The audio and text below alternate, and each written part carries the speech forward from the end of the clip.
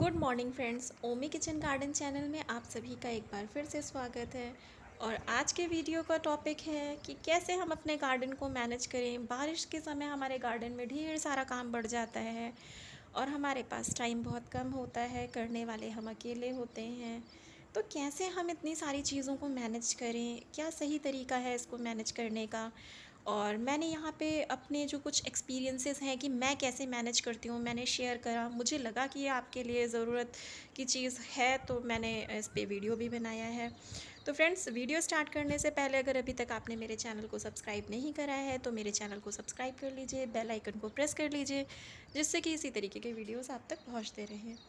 तो फ्रेंड्स, आज है 9 जुलाई और 9 जुलाई को के बाद 10 जुलाई से हमारे यहाँ पूरे वीक बारिश दिखा रहा है। तो बारिश जब होने वाली होती है तो हमें जितनी भी सीडलिंग्स होती हैं हम कोशिश करते हैं कि उनको सही से ट्रांसफ़र कर दें, क्योंकि अब क्या है, अब उनको संभालना बहुत मुश्किल हो जाता है। हम जहाँ पे भी रख रहे होते हैं और फिर बीच में लगाना पॉसिबल नहीं होता, और सीडलिंग ज़्यादा दिन तक जो सीडलिंग ट्रे होती है या जो भी छोटा सा पॉट होता है, ग्रो बैग होता है, उसमें उसको कहते हैं ना, मतलब बचा के रखना बहुत मुश्किल होता है। तो फ्रेंड्स, ये टेंशन मुझे भी हो रही थी कि मैंने आज जो काम करे हैं उनमें जैसे स्वीट पोटैटो की जो बेल थी वो बहुत ज़्यादा बढ़ गई थी, उसको लगाया है। कुछ मेरी सीडलिंग्स थी, जैसे सेम फली मेरी जो थी, ब्रॉड बीन्स जिसे बोलते हैं, तो वो एक छोटे से मैंने कहते हैं ना मिल्क पाउच में लगाया था और वो बहुत ज़्यादा ग्रो कर रही थी। तो उसको अब ज़्यादा स्पेस चाहिए था और अब मैं इससे ज़्यादा रोक नहीं सकती थी। तो मेरे पास आज कुछ बहुत ज़्यादा ज़रूरी काम थे और उनको करना ही था। अ, काम और भी थे पर मैंने उनको छोड़ दिया। उन जितने काम थे उनमें से कैटेगराइज़ करा कि ज़्यादा ज़रूरी कौन से हैं, क्योंकि सुबह का वक्त होता है या गार्डनिंग के लिए जो भी टाइम होता है वैसे सुबह बेस्ट होती है। तो हम ज़्यादा टाइम नहीं दे सकते, हम ऑफिस वाले हैं, हमें घरों के भी काम करने हैं, तो हम ज़्यादा टाइम नहीं दे पाते हैं। तो आप लोग भी कोशिश करिए, आधे घंटे हर रोज़ सुबह के आप अपने गार्डन को दीजिए। थोड़ा थोड़ा मैनेज करेंगे, गार्डन मैनेज हो जाएगा, चीज़ें लगेंगी।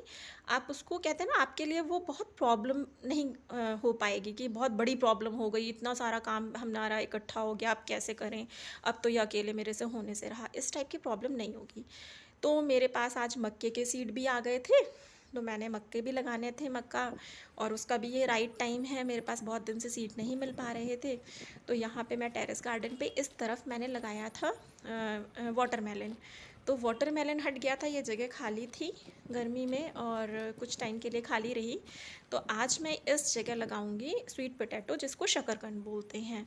तो स्वीट पोटैटो लगाने से पहले आप ये जान लीजिए कि आपको सॉइल कैसी चाहिए। मिट्टी भुरभुरी सॉफ्ट सॉइल चाहिए जिसमें सैंड ज़्यादा हो।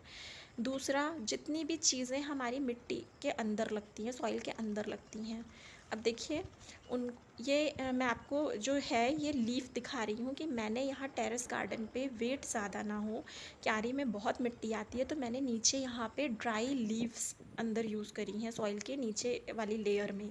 तो वो जब मैंने पूरी मिट्टी निकाली तो दिखाया कि कितनी अच्छी तरह से वो सड़ चुकी हैं, और जो सॉइल है वो भी ना बहुत लाइट हो जाती है इससे। तो इस टाइप से जैसे मैं ये रोज़ बना रही हूँ सॉइल की, आपको ऐसे रोज़ बनानी है। और मेरी बात अभी अधूरी रह गई कि जो हमें मिट्टी के अंदर चीज़ें लगती हैं उनको सिर्फ दिमाग में एक चीज़ रखिए, हमको बोन मिल फर्टिलाइज़र यूज़ करना है, उनको और कुछ नहीं चाहिए। उसमें फास्फोरस कैल्शियम इनफ होता है, उनको यही चाहिए जो भी सॉइल के नीचे चीज़ें लग रही हैं। तो आप इसको जैसे ही आपकी, अभी तो मैंने कुछ नहीं, पहले से इसमें था, जब मैंने इसमें पीनट्स में डाला था सॉइल ये वाली, तो जब ये हमारी स्वीट पोटैटो की बेल ग्रो करेगी तब मैं उसमें लगाऊंगी। और यहाँ ये पालक एक्स्ट्रा है, अब नया फ्रेश पालक लग रहा है, तो इसको मैंने हटा दिया, यहाँ पे मेरे लिए प्रॉब्लम कर रहा था। और ये जगह मैंने यूज़ कर ली। एक मैंने वर्टिकल लाइन बनाई है, 2 हॉरिजॉन्टल बनाई हैं। तो यहाँ पे देखिए, ऐसे रोज़ में आप लगाएंगे तो रिज़ल्ट बहुत अच्छा आएगा। कारण क्या है? कारण ये है फ्रेंड्स यहाँ पे कि जब हम इसमें वाटरिंग करेंगे तो जो बीच में गड्ढे हैं हम वहाँ वाटरिंग करेंगे, तो वहाँ से ये रोज़ में जो चीज़ें लगी हैं स्वीट पोटैटो, वो वहाँ से पानी वाटर एब्जॉर्ब करेगी। अगर हम कोई चीज़ डायरेक्ट ऐसे प्लेन जगह लगाते, ये देखिए मेरी सीडलिंग है, तो ये बहुत मैंडेटरी थी, मतलब आज मेरे लिए बहुत ज़रूरी थी। यहाँ पे मैं लेके आ गई हूँ आपको नीचे वाले अपने गार्डन में। और ये पतली सी जगह है, मैंने 10 फ्रूट्स वाले वीडियो में दिखाई है कि कैसे मैंने इतनी सी जगह में बहुत सारे फ्रूट्स प्लांट मैनेज कर रखे हैं। तो थोड़ा सा आप स्पेस का भी ध्यान रखिए कि हमें ऐसा नहीं है बहुत बढ़ाते जाने हैं, कहीं किसी भी जगह प्लांट्स बढ़ाते जाने हैं। वो थोड़ा ईजी हो जाती है अपनी लाइफ, गार्डनर्स की लाइफ ईजी हो जाती है कि एक ही जगह हमने थोड़ी थोड़ी जगह को मैनेज करके हमने प्लांट्स लगा दिए। वाटरिंग करते समय आपको थोड़ा टाइम लगेगा। तो यहाँ पे ये मैंने लगाई थी गर्मियों में और ड्राई ना हो इस वजह से। यहाँ जो सॉइल है वो बहुत, कहते हैं ना, इसमें क्ले का परसेंटेज बहुत ज़्यादा है। मैंने बहुत कोशिश करी पर सही नहीं हो पाई अभी है। तो ये क्ले का परसेंटेज ज़्यादा होने की वजह से यहाँ इसका कुछ भी नहीं होगा, ये यहाँ बेस्ट इसके लिए नहीं है जगह। तो यहाँ बस मैंने इसकी बेल तैयार करी है, इसको ले जाके टेरेस पे ले जाऊँगी। धूप यहाँ नहीं आती तो अच्छे से यहाँ चीज़ें वो जो गर्मी में जल जाती हैं, ख़राब हो जाती हैं, उनके लिए ये बेस्ट जगह है। तो मैं माइंड में ये सारी चीज़ें भी रखती हूँ कि अब कोई चीज़ बचानी है तो मेरे पूरे गार्डन में कौन सी जगह वो सर्वाइव कर सकती हैं चीज़ें। तो इस तरह से यहाँ हम सारी चीज़ें, ये जितनी बेल है ये निकाल लेते हैं और अब इसको लेके चलते हैं टेरेस गार्डन में। जो आज का हमारा सबसे पहला बहुत मेहनत वाला काम है वो यही था, क्योंकि इसको टाइम लग रहा था। तो ये आप पॉट में भी लगा सकते हैं, बस साइज़ का थोड़ा ध्यान दीजिएगा। ग्रो बैग में लगा सकते हैं। सॉइल आप, अगर आप उस तरह से जैसे मैंने रोज़ में बनाया रो सिस्टम से, अगर आप ऐसे नहीं कर पाइए तो सॉइल बहुत सॉफ्ट रखिएगा, आपका उसमें भी अच्छे से डेवलप होगा। एक चीज़ इसमें केयर टिप मैं आपको दूंगी यहाँ पे, जब मैं इसकी अभी एक पास में इसकी रूट ला के दिखाऊँगी प्लांट की कि कैसे रूट निकलती है उसकी, मतलब दो तरफ से निकलती है ना ऐसे हॉरिजॉन्टली। तो वो थोड़ा लगाते समय आपको ध्यान देना है, क्योंकि रूट में ही स्वीट पोटैटो बनती है। तो अगर आपने कहते हैं ना कि बहुत ज़्यादा ऐसे लगा दिया कि रूट सिर्फ एक ही तरफ से प्लांट टच कर रहा है सॉइल को, तो वो आपको, जैसे ये देखिए यहाँ पे 2 रूट्स दिख रही हैं आपको। तो अब आप इसको ऐसे ऐसे जैसे मैंने पकड़ रखा है इसी हिसाब से लगाइए, तो 2 जगह स्वीट पोटैटो बनेंगे। ऐसे सीधा लगाएंगे तो नहीं अच्छा है ना, एक रूट ड्राई हो जाएगी एयर में। तो इस तरह से थोड़ा ज़्यादा रूट वाली चीज़ों को थोड़ा ज़्यादा अंदर से डाल के, ऐसे कि सॉइल के कांटेक्ट में रहेंगी, जहाँ जहाँ रहेंगी वहाँ वहाँ उनकी रूट्स निकलेंगी, वहाँ वहाँ आपको उसका फ्रूट मिलेगा। तो ये इस तरह से मैंने आज इसको लगा लिया और अपना बहुत बड़ा वाला काम, कहते हैं ना, एक मेन काम कंप्लीट कर लिया।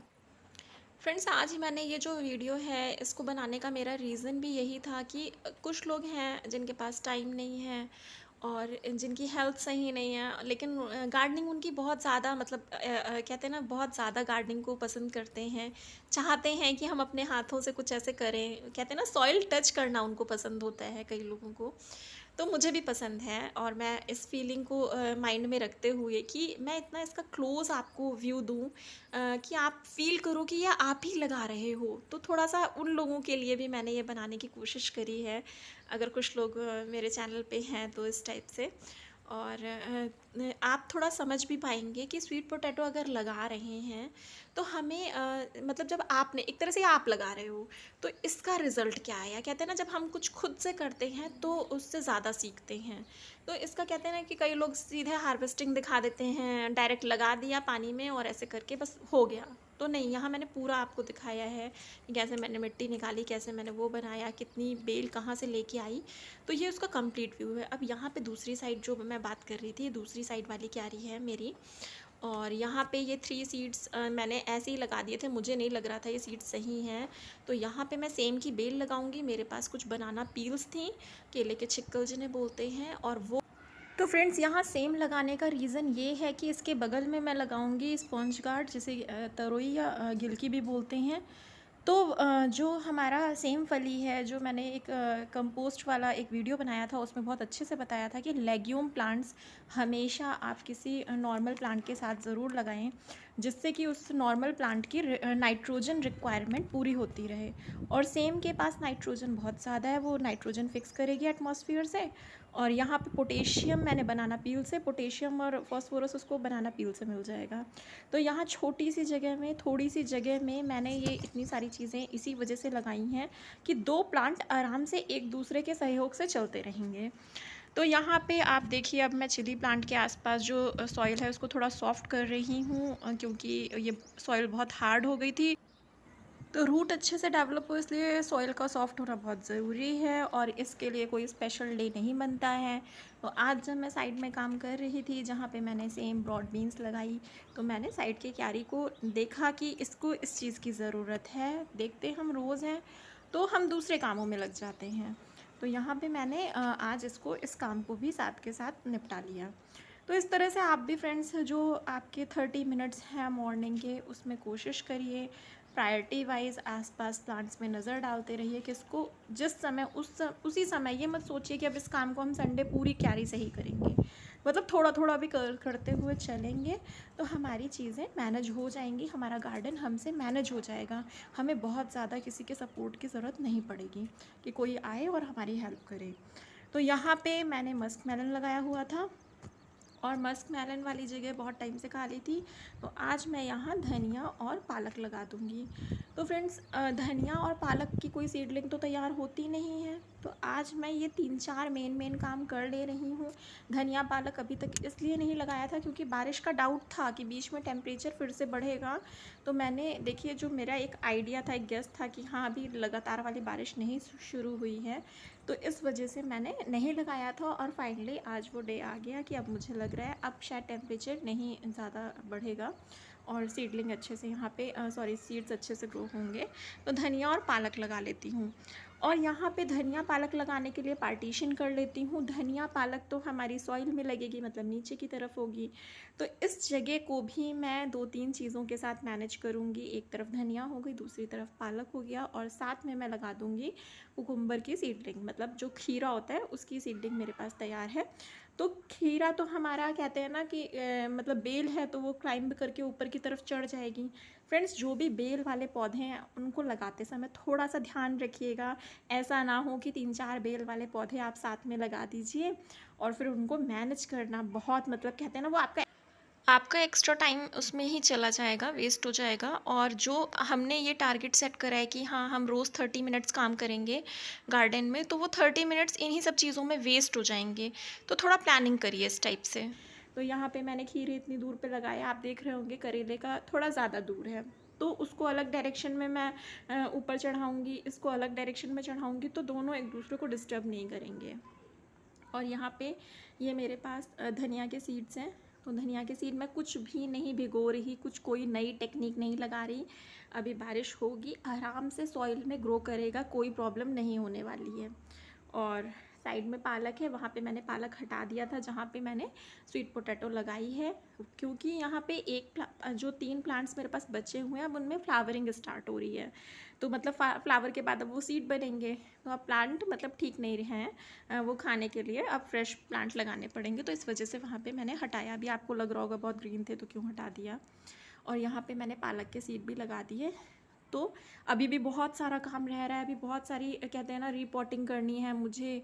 और पोर्टुलका का प्लांट है, मतलब फ्लावरिंग प्लांट है, फ्रूट्स प्लांट हैं, उनको भी ट्रांसप्लांट करना है। तो वो मैं किसी और दिन ऐसी थोड़े थोड़े से काम डेली करूँगी तो और यहाँ पे मेरे हाथ में ये लीची का सीड था, तो इसको मैंने बस लगा दिया है, अगर ठीक होगा तो ग्रो कर जाएगा। ये पोर्टुलका वगैरह ये सब रह रहा है, ये सारे मेरे नए सीड्स मैंने, कहते हैं, विंटर सीज़न वाले भी अभी से मंगा लिए हैं, तो थोड़ा टाइम लगता है चीज़ों को आने में। और यहाँ पे जो मुझे मेरे प्रीशियस एक बार वेस्ट भी हो चुके हैं स्वीट कॉर्न के सीड्स मुझे फाइनली मिल गए, और इन 4 बैग्स में लगाने का रीज़न है कि इनको मैं आराम से कहीं पे भी रख सकती हूँ। जैसे प्लांट बढ़ता जाएगा वैसे मैं इनके जो फोल्ड मैंने कर रखा है उनको ओपन करती जाऊँगी, और विंड के हिसाब से इनको कहीं पे भी रख दूँगी उसी के अकॉर्डिंग। तो फ्रेंड्स, ये वीडियो में मैंने आपको काफ़ी कुछ इन्फॉर्मेशन देने की कोशिश करी है। वाटरिंग लास्ट में कर दीजिए, ऐसे आप जहाँ पे भी प्लांट लगाइए सबसे पहले, कहते हैं ना, वाटरिंग का पूरा क्या सिस्टम आपने बना रखा है वो ज़रूर रखिए, क्योंकि ऐसे थोड़ा थोड़ा लेके वाटर डालना पॉसिबल नहीं होता जब आपके पास ज़्यादा प्लांट्स होते हैं। तो ये सारी चीज़ें आप भी देखिए, मैं तो इस तरह से मैनेज करती हूँ और आपसे भी मैनेज हो सकती हैं अगर आप ये सारी चीज़ें फॉलो करेंगे। और वीडियो अच्छा लगा हो तो प्लीज़ लाइक ज़रूर करिएगा, कमेंट करके बताइएगा कि आपका एक्सपीरियंस क्या कहता है और आपको ये वीडियो कैसा लगा। मिलते हैं जल्दी एक नेक्स्ट वीडियो में, तब तक अपना ख्याल रखिए, stay safe, stay healthy. Thanks for watching.